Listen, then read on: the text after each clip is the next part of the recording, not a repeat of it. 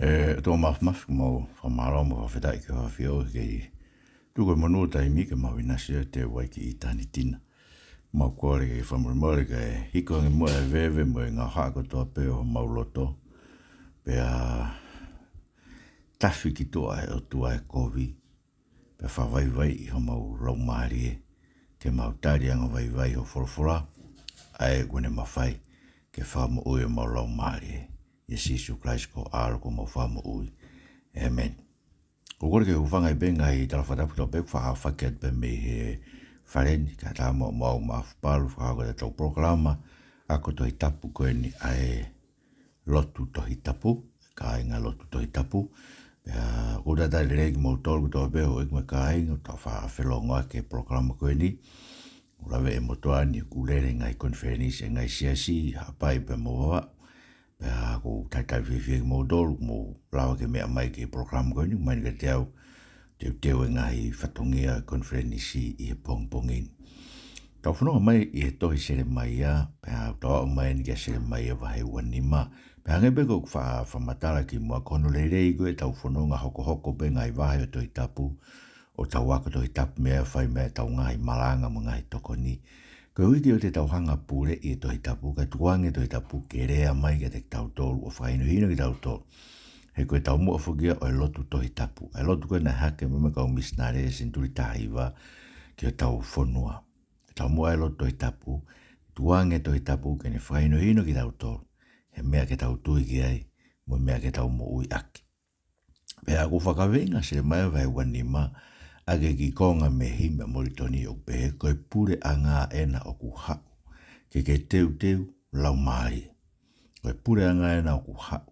Ke teu lau maari. Koe ngā koe tānoa koe ni ke hifo mai ai hou hau e si o pako hifo mai pure a ngā to koe pure a tuau ne anga whakauhai kakawang harama kakai kovi a whoto mau ai maa onioni I hono pure a ngā. Sai wai ki mea ko whameke whakamaala ala o bitu. Ko I tau o mai e toi Selemaia whainu hino aki tau tori tonga e ahon. Ka ko mao e whainga whamatara me whainga whiu I whakapoto whai he media whasosiale o pehe toko koe kia kaunga e taha o tonga ke toi tapu kau sentaire ki tau tolu. Koe whamatara u whai toi tapu whamatara pehe ki Israeli. Kau kui kai ke mo oni e lau koe. Ko ate ngā potwhawhora e ua koe ni. Ka re tia whai tolu vesu wa walu mo wahiwa.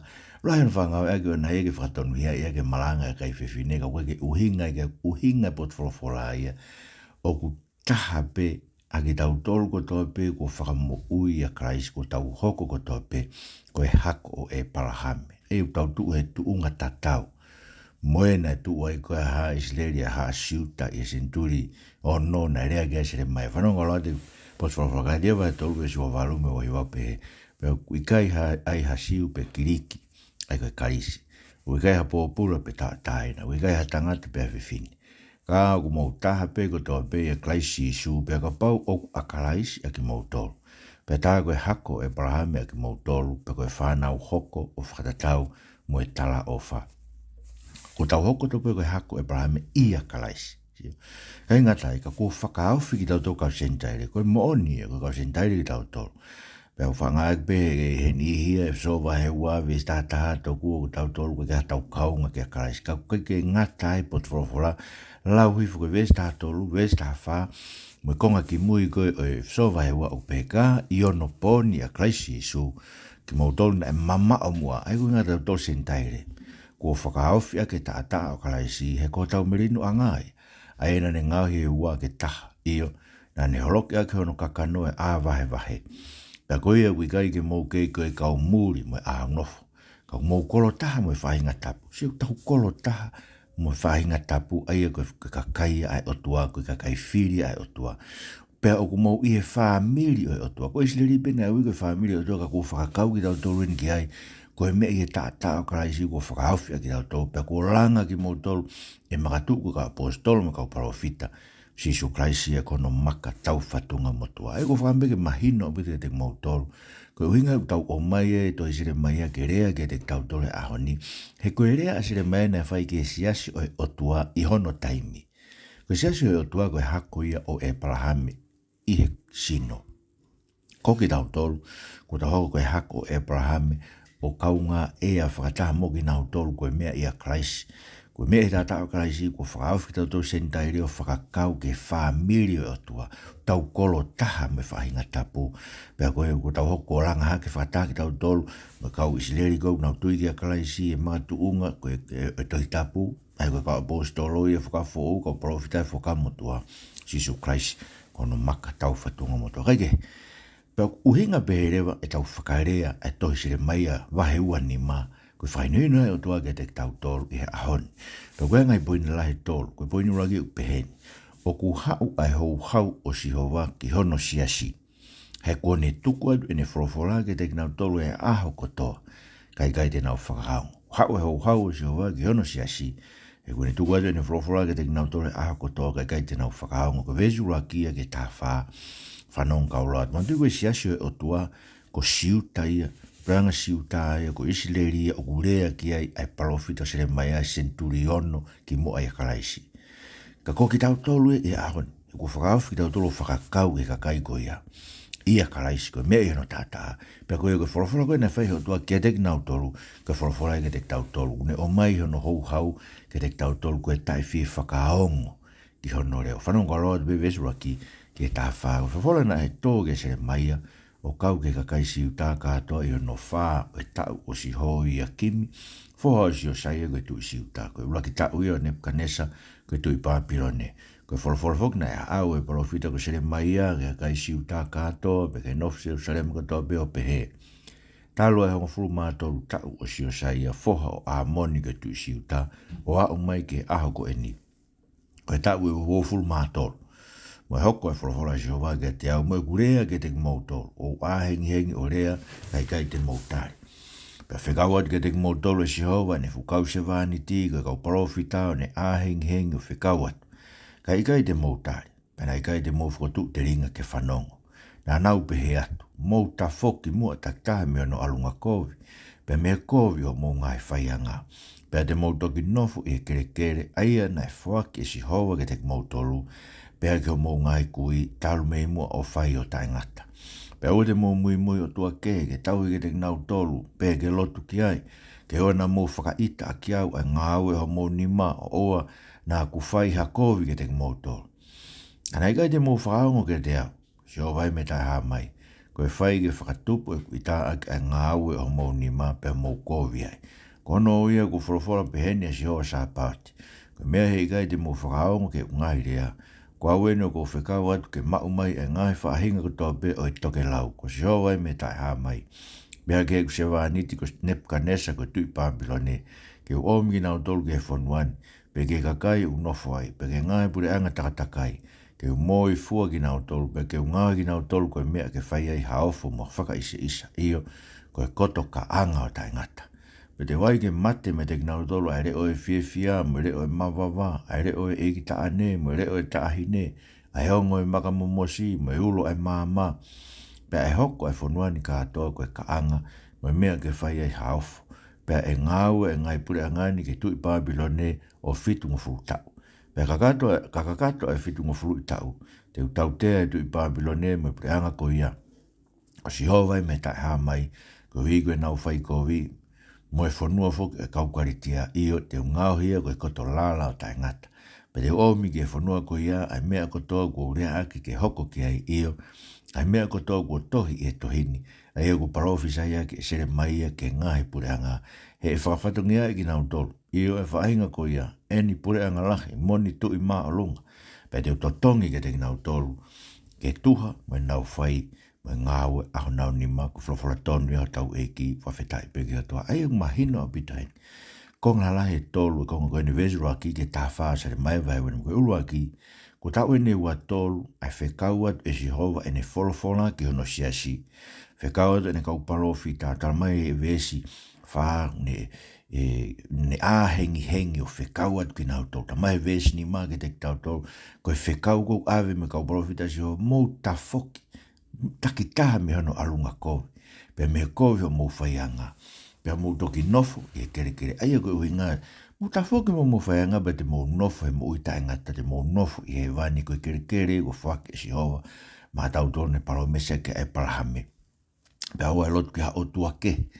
Ora mai ves fitu, na kai te nau whakaongo ki nau tolu kia si hova. Pe hono, pen lewa si ho, ko mea kai mo whakaongo ke kurea, te omi whainga tō pe me toke lau, ai ko Nepkanesa. Ko whakaongo ko niu tala mai na e hoko ia, i he uraki tau ko Nepkanesa. Ai ko mai no bena e hongona, ko tu e tu i fo ou ko Nepkanesa, i Babylon. Pe ko tala mai ko e tau e hono wha o si ho ia kimi foha o si o saia. Ai au whafofua mea koe ni, tau pe he koe tau, koe whamatala koe ni whai koe ni. A koe tau ono noa walu, pe koe oro noa. O sine tau e ua tolu. Mtala ega se mai koe. Ngai fua Selemaia, na tau e whaango furu. Ene ngā wena. Nere me ono ua ono, ke nima walu ono. Ai koe tau e whaango furu na ange o tua ke nau whanongo. Eia, ke wholawhola, na i kai peke nau whakaongo. Ta mai rewa hanga e si o watama te ile o e fie fia, mo e mawava, mo e ikta ane, te ne o mai e Nepkanesa ko ne Sevaniti. Koe koe inga pena e loto e Nepkanesa ki ai. Ko hoko pe Nepkanesa ko Sevaniti o tua, ko Sevaniti me ko topi maaman ki tua au ki kakai, ta e lotu mo na ngai mea o kufai. No whaongo ko toa pe ko mea unau whai ko mea peu ange si hova ka te kinau to. Ta mai rewa e tau e fitu noa ai nof pōpura apa a Israeli musiuta i Babylone. Pe tuk whakakato rewe whorofora si o vai ki Babylone tene whakaauha ia nau ngai. Sai, koe whakatokanga e te tau tolu. Ngai saskoini ukrere nau ngai kon whenisi. Tau tolu ni kakai lotu. To whakakoto tuk sai pe tau mea kotoa pe. Tau te ongo i pekitau te whamalo ia. Si ngai whamiri, ngai kupo e Siasi, fua ngai whatongia koeni. Ngauhi e mea tokoni tai tari ake lotu. Ka koeni. Utoro ni tau whehu ia le te tau tolu. Pe kuanga fe tau whai e lotu. Pe tau whaongo ke reo si wanga, inga seswa Pentekosi. Ulai au pito ai koe ne rea e lau maari. Kau tala mai senu mai taha noe ke te tau tolu, vis taha tolu taha whata nima.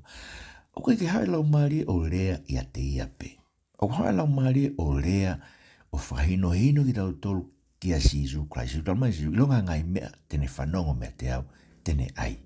Tene to, ako koe ngai wholawhola sisu. Tene hao tataki ta toke mo oni ko toa pe. Ko meu tala mea senu hai tahano. Ma ko meu whaafe kia kau Pentekosi me kau maranga ko ni pe. Rea mai lau maari maa ni. E kono mo oni ko kou o ngoi. Ko rea e lau maari maa ni. Kune hanga ia o ai ke tau tae fie whakaongo. Ke re o Jehova. E koe mo ki motu o kololo e maranga kisu. Ko ai ne ko rea lau maari e ko a. Whai whekau e pe maranga kai whewhine. E seas wha Pentekosi.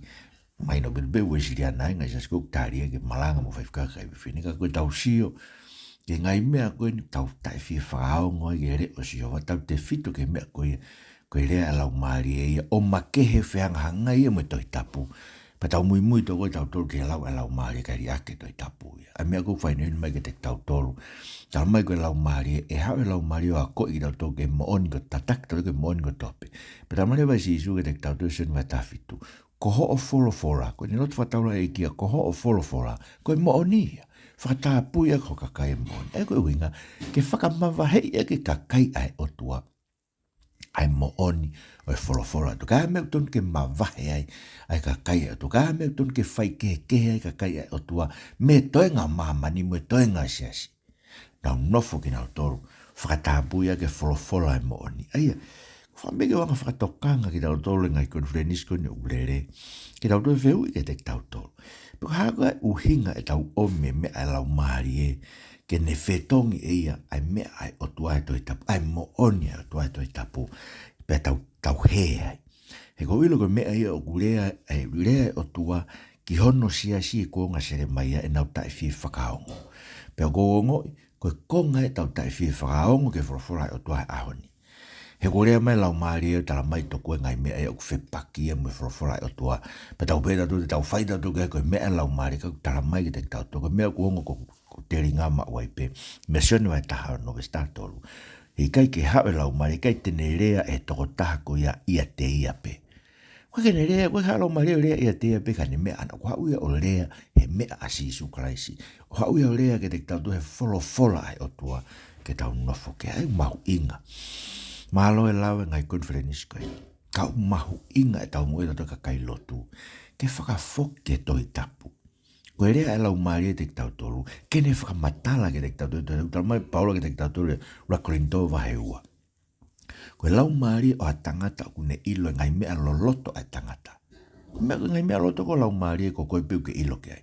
Ta tau dof pe ia, whatata e paora mea koe, ta tau dof pe me lau maari o tua, ku ne ilo ngai mea loloto koe ai o tua i ene folofola. Koe ta te mea loloto ai o tua ke hau i o whepaki, pe mo folofola na neha whamanawa e kono lau maari. Mare reu te tau toko mea loloto e te volo. Ko mea loloto e tōta mai paula ia rakrin tō wahe ua, koe ne rea ke te ki tau tōlu, i e ngai mea pe koe kone wholofola ke te tau pone, o mai ai whakakaukau koe a karaisi, mindset of Christ, the mind of Christ, o mai whakakaukau a karaisi, he koe hai whakaukau a karaisi, wholofola e o tua a tātāpe, kua tohi ke te volo, hau kene i funga kolosi, ko ngoe ene ki wholofola koe pe, ko fie inua, fi wholofola me sa meo no walu. Aia ko tue wau peke ose mo ui asi su une kei rea aki pe ai tohi tapu.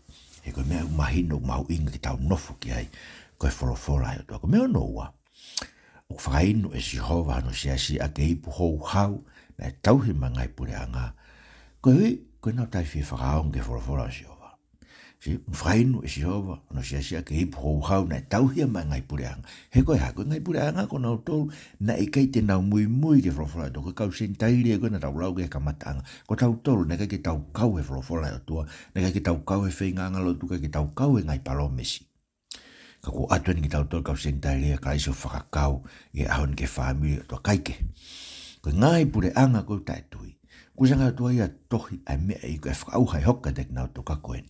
Koe ui koe tai whi whakaongo no siasi kene wholofola e omi e ipu hou hau e o toa whakainua ki tau tau. Koe ui, e koe kai ki tau whakaongo ki tau toka si Iso Christ koe ai wholofola mo ui a to. Whanonga roa pe vesta anima ki he ua hiwa Selemaia wa he ua nima.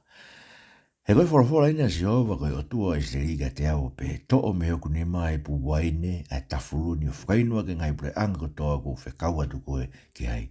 Pe te nau winu o tāsi pe sipa o nau sesere koe mea i here tā ko tuku atu ke nau rotorotonga. Pe o toa e pu me nima o Sihova, pe o whakainua ke ngai pure anga ai nai whekau atu au ki ai e Sihova. A Jerusalema me ngai kolo o siuta, mono ngai tui, mono hou eiki ke ngau heki nau tolu koe kaanga, koe mea ke whai ai haofo, moha whaka isa moha kape o ange koe ahoni.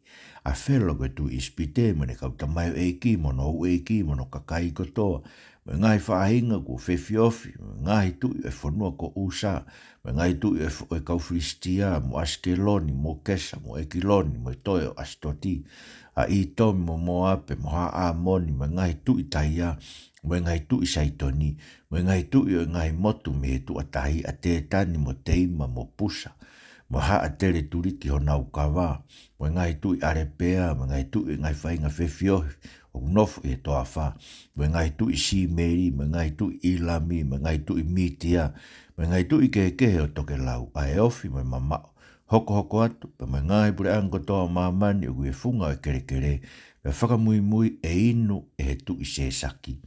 Pe teke pehege teke nautoro, koe wholofola ina si oa sāpat koe tua Isleri, mo winu o konai o lua o tō o oa toi tu, koe mea i here tā ku whekau atu ke mou lotonga. Pea ka pau te nau whakawhisi ke toa ai pū meo nima o inu, pe teke pehege teke nautoro. Pe wholofola ina si oa sāpati, kua pau te mo winu. He koa wenu ko kamata ke ngau he kowi a kolo kuia ko kui ngoa. Pe koe pehege mo hao ki mo tolu, e ikai te mo aluta e tautea. He te hui ke here tā ke tō ke nofo ko tō o mamani, ko si oa sāpati me tai haa mai. Wholofola tonu tau eiki. Whawheta i ke o tua. Aia, ko si ke mea whakaloloma koe. Ko ipu hou hauen kai o tua tala mai, ko ipu e na inu e iku si Iso Christ e kolo. Sika kumo ilo ko mea tau tai fi whakaongo ki hono leo. E omi pefu ipu hou hau e ke inu e koe moau kou tatai fi whakaongo kai. Ko si ke mea koko. Tala mai ki ave, to o me hoku ni mai ipu waini e tafuluni. E koe tafulu e na tau lau kia e se mai vai wafaa. Koe fu wafaa hou hau. Koe ahio hou hau e o tua e tataha ke ulu e whaikovi. To o mea te au ipu koe ni o whainua ke ngai pureanga. Pakisa ke ngai pureanga fuk ne mahino mi tope koe ngai pureanga tae tui mo tae lotu koe pureanga hiteni. Ka kusio ko whe ngai pureanga. O kamata pe ngai pureanga ia e to e parofita o whainua ka Jerusalem. a siuta, hono ngai tu i hou e ki. Mo se ke whakalau mai lewa ngai tu i o mamani. He koe ha, kono i ngai tau hongo i foku molu malu ke te tau no tari e kau take o mamani, ai ngai mea tae whakatoi tapu koe ni waafe ki ai siasi e ahoni. Ka mo se ke na whanong ke tau wholofola ni a fio, koe ke mo keke i laupe koe, ulawe e aupe koe hae, whakaukau e siasi ke tau wholofola koe ni konferenis koe ni te au mātaha i a pai. Ke tau mawahe na uhinga e whakaingoa e siasi koe siasi koe sian tau tai na tonga, koe whakaamu ne a fio ke tau tai na tonga me ngai konferenis mei muri. Aia ko ngoe au e koe uivo ke manat na tau siasi konferenis te au e hawe ngai konferenis ya mei mkau take ngai konferenis koe ia me nau tui whaso to mana o mana tolo o rea mo malanga mo whaiako e konferenis koe e siasi. Ko ngoe au koe uing ufinangalo i tu ia ke tu usi ki tau tolu me whekau aki mo ngai konferenis koe ni unau tari ngai mea tai whalot koe ni whaso to mo me ngai mea pehe. Ko mana ki peo ko hau ke lau maari e ipaisteni e sesuisiana pe mo ne kau pai whekau, ne kau pai pa ai uhinga e wholofola e ne a fio.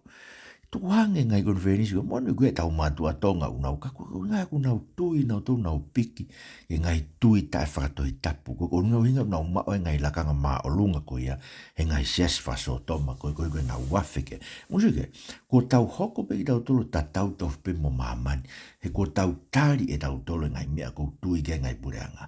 Tau whaikai e tau tolo e reo si hova ko tau otua. Pe o mai reo e fuipu koe na eiko ke ngai pureanga o kamata pe no whakainu i e te tau tolo i siasi otua. Se usare mga ekolosi na whanonge whamatala whatau e pesteni u mai no pe uholo fika i siasi. E koe pēko e koe tupu e siasi murini mau whitangu tu e tuheni koe whanki i siasi ui siriana ni tau toko tolu tau whamako e huinga whoko e tani mok whai e koe whakawai whona tatau pe ma konferenisi koe tau whakaukau di koe whanki i siasi ko mui toa ma kauai haa ano o se kakai ke mamonga Umana pe ko si tari koe a kauai haa ano e si ala mai pe mo mamonga e mga siasi ke o kauai pe hange ke te tau tolo mo ui pe siasi e koe ke whai peka, koe anga i se tau whe ofo o whani a nof ai tonga. He ka alu ha tonga i maamani o ilo ha taha whonua i ulope pe ko whefu. O ilo ke whetawak mo ha tonga ai. O neonga ke mo whamiri, ka kwangai pe mo whamiri, tau whamiri ko toa pehe tonga. Kai ke ko kuinga talanoa. Ko tau wafe o tui ke ngai mea whakamamani lahi kone talame pika te haiki i whewhini. Ka matanga e whaarea koe ni ke whasoto ma ke whine ke siasi koe ni ngai siasi wha unaitingi koe ni Australia. Ta mai ke whakau koe mea whamamani lahi ia. Ue ke lava koe ta ofi, koe vi he tui kia mamani pe tui kia mua siasi iyo. Koe mea whamamani lahi ia, koe mea pango e tau tui kia tau tolo siasi, koe mea pango au bito ia. He koe ui ko tau hoko ai o hange koe ngai pure anga koe, nai tu ke whakainu aki nao topo kise ke pau ke whakainu ngai pure anga e putame, ka pade nao pehatu ka koe ke mau fie inu, koe vesu a walu, pade nao whakafisi, pa ke pehe ke te nao toko, whawhora na se ko pau ke mau inu. He koe ui e ko kamata ke ungawa ko vi ho kakai, pe te mo hao koe mo tolu, aki mo tolu koe na tu e uipu koe ni ke whakainu aki mo tolu i kai, ko pau ke tau tea, ai siasi, ma ngai pure anga he ko tau hoko, o hange tofe we ngai pure ngai tau whakawhisi ngai. Ai re o tau otua, whakaunga mai ke tau tau i he toi tapu. Whakau zire, hoko sia he uhau si o wā ke kene kau tau i sipi ko tau. Ei kono mo nifok, kau tau i sipi, mau tolu koe ni, kau whaife kau, pe mo kau take whono, ko kau tau i sipi o isleri, ko tau tolu e o totonu ke haa me te tau tolu tau tauhi, ai konistu tone a sihova ke he ene whorofora. Whanong kau lawa dupe vesto noa, ki he tolu walu. Koia, te ke palofisai ke te nau tolu whaia ke ngairea koe ni, pe te ke pehe ke te nau tolu. E ka loa si o me tau kakapa, pe tene tukua tono re o me hono a fio anga tapu. Tene mātua ki ka loa, ki hono loto asipi, tene tari a ka tau a alo. O hange koe kau malaka arepi e kau nofo e maamani. E a uhalongoa a ke ngatanga o maamani he kwai ha whakakikihi a si hovo. Me ngai pure anga e talatala ki e ia e kakano kotoa. E mea ke kauanga hala tene tuki nao tolu ke here tāngo si hova e me tai hamai. Wholofora ina si hova sāpau ti wakai koe kovi e alu me pure anga ke pure anga. Pe e langa iha ke hafu ua whaa me ngai ngata anga o mamani. pe e whakatū ai tā a si hoa e aho ko ia me ngataanga e taha o mamani, o au ki ono ngataanga e taha, e ikai tengi hia ki nau tolu, pe ikai tānaki, pe ikai tanu, te nau hoko koe kino haa pe e funga kere kere. Tangi o ia ue e kau tau hisipi, pe ioho, pe mou pani e fua, ai kau fotu e tākanga, he ko kakato ho mou taimi ke tāmate i, pe te uraiki ki mou tolu, pe te mou tō hange haipu mahu inga. Pe ko more au pito ai hola anga me kau tauhi, mo e hao anga me kau fotu e tākanga si. Koe ioho ai kau tauhi, mo e oi aue ai kau fotu e tākanga, u whakaauha e si hova e nau kai anga, pe ko whakalongo e ngai loto a malu i e fotu mai ai kakaha e hau o si hova. Ko ne hanga ori ake ono wharenga, hange halai o ne seuke, ko hoko nau whanua, koe mea ke whai ai haofo, koe mea e kakaha ai malaki na e whai iyo, koe mea e kakaha hono hau, whorofora tonu iho tau eiki, whawhetai, ki tau otua. Kainga te whaamgita, e whamolu e loto hono siasi, koe kai molu ai whorofora hai otua, koe whorofora kakaha e ni. Tala ki mamani koe whorofora ni so tene malaki hange koe malaki kārepi hono siasi. Koe mani koe malaki kārepi, malaki ke mau e kārepi. Kau talamai tene malaki e. Pe e tau a alo. E hau mo hono awhio anga tapu. Pe te whai e mea koe ni koe tai malawa. He sio e kakai. Teneri aki hono awhio anga hono whare. Bako ne suke koe talamari o te tau tolu. E a o e longoa a koe ni e hono hou. E tuku e anga hala e au ke ngai ngata anga o mamani. Pea e kono winga he mandu tau sio ke siasi e aoni. Koe kotonga pe koe ngai ses wha ingilani e ni au e ke taki o ses katolika Roma koe ko pekia tap muia. Na nau pou ko toa pe ke whakasotoma. Musuke e ngona e uhosi o ngata anga mamani. He ko rafea mamani o ngata anga o tui ke ngai mea koe ngai mea nei kai taria o toa nei kai yake i hono atamai. Whamora ka tau ngau e whorofora. Nei kai yake i hono atamai on ke ne whakaata ngai mea koe tau whakaata. Maranga e kai whewhine, whakasotoma. Ai ke rea mai e lau maari e i o ne whetonge e are o tua he tohi tapu. Sio, kai ke ake e whakaukau e o tua kene o mai. Ako sio ke koe taimenia, koe hoko mai ne hou, koe kakato e ono hou ke kau tauhisipi. Se mou ioho e kau tauhisipi, mou ioho, mou pani e fua, e kau fotu i e tākanga. Koe kakainu fotu e tākanga. Mo tolu koe ne kau tauhisipi, mo tolu fotu atu e tākanga. He ko kakato mou taim ke tāmate i.